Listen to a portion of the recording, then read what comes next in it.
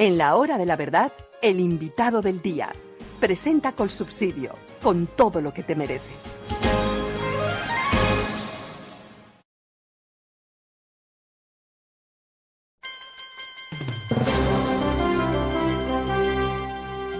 Muy distinguido amigo, gran intelectual, gran pensador, gran observador de las cosas que pasan en el mundo y especialmente en Europa, Eduardo Mackenzie. Muy buenos días.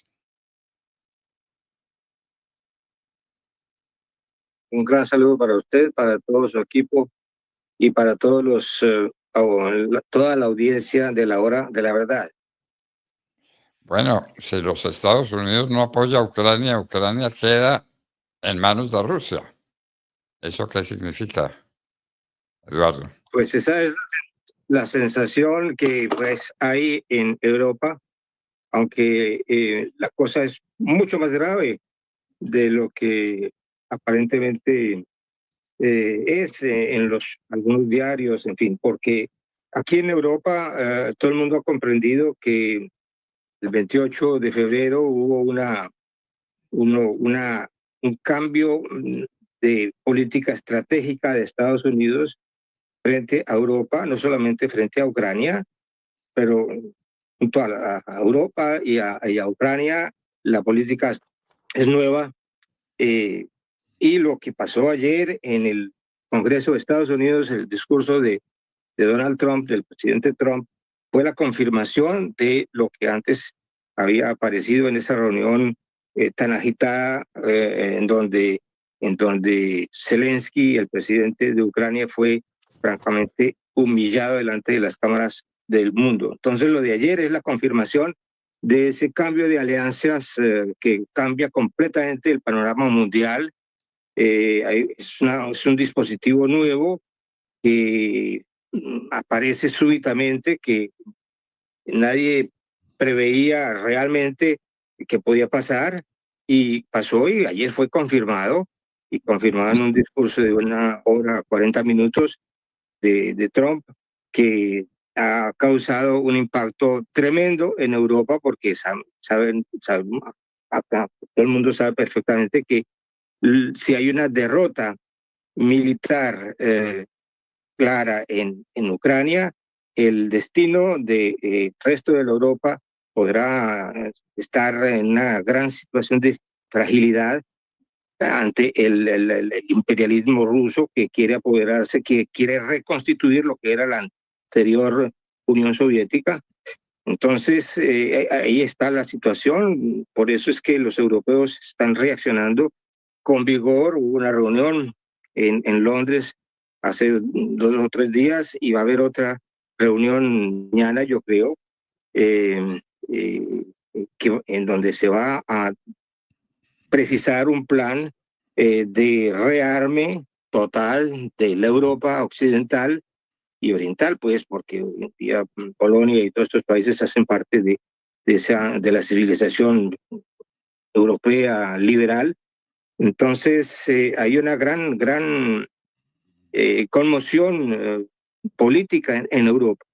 Desde luego, este cambio de estrategia tan brutal de Trump a nivel mundial perjudicará también enormemente a la América Latina, porque la política que se alcanza a ver en las declaraciones del presidente Trump con respecto al plan de paz de Putin muestra muy bien que los aliados no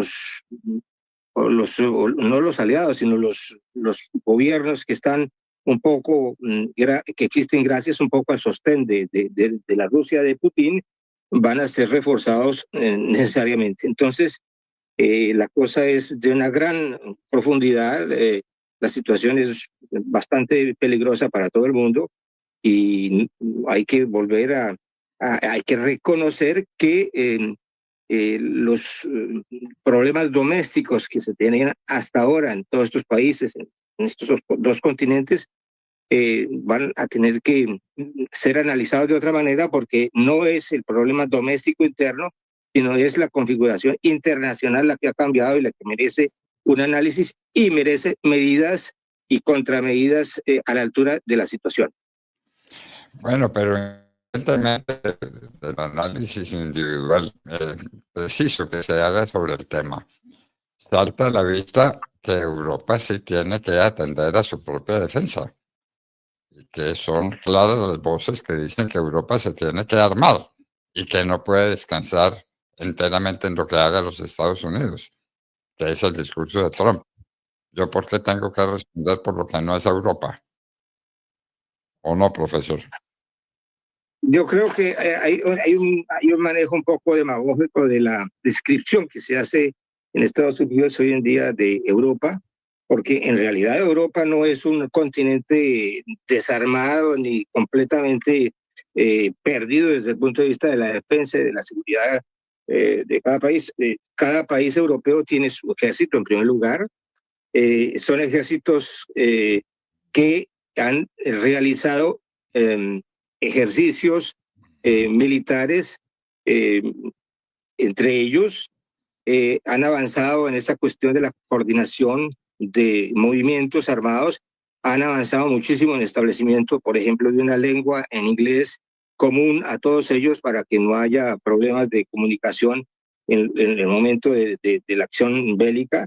Eh, Fuera de esto, hay planes ya que aparecen, por lo menos ya apareció una cifra de lo que podría ser una cifra para reconstruir y reforzar la defensa europea, que es la cifra que dio ayer eh, autoridades pues, de la Unión Europea, consistente en trazar una perspectiva de reunir 800 millardos de euros para reforzar la defensa, es decir, para iniciar, redinamizar la industria de la defensa en Europa para fabricar armamento europeo sin necesidad de estar, como hasta ahora, comprando armamento norteamericano, sobre todo en el terreno de la aviación. Por ejemplo, ese es el caso de Polonia, de Alemania, etcétera, que siempre han dependido un poco de los suministros, de las ventas de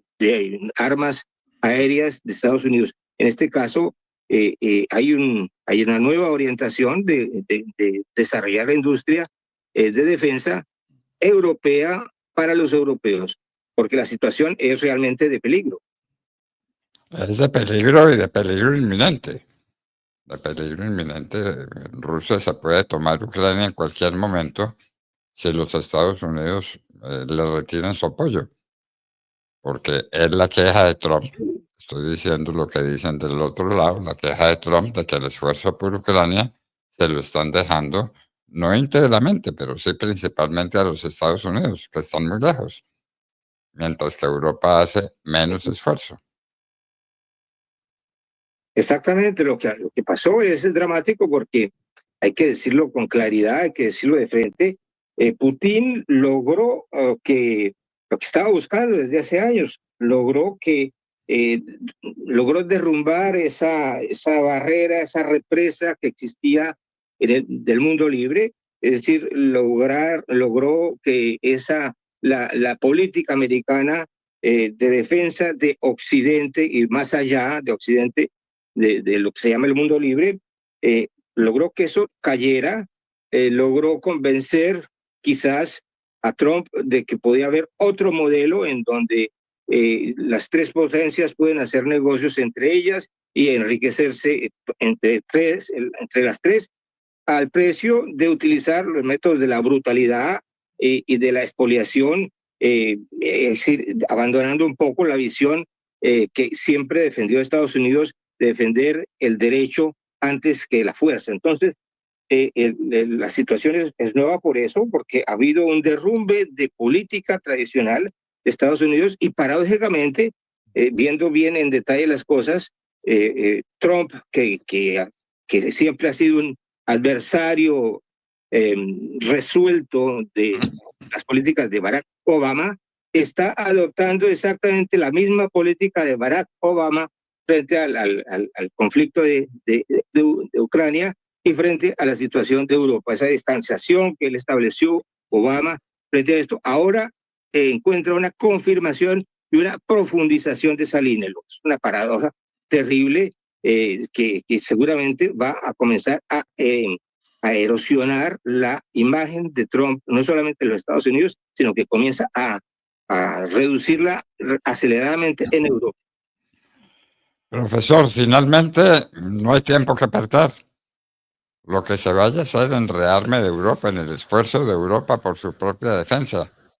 Convencer a Donald Trump de que el esfuerzo no es solamente de los Estados Unidos, sino que los europeos están ocupados en su defensa. Eso tiene que ser ya, no da tregua, ¿no le parece? Sí, no, el mismo, hasta un expresidente francés, François Hollande, ayer hizo unas declaraciones, o antier hizo unas declaraciones que son sumamente importantes, de una gran radicalidad. Me sorprendió eso porque pues Hollande no se conoce como un hombre que lanza afirmaciones al aire.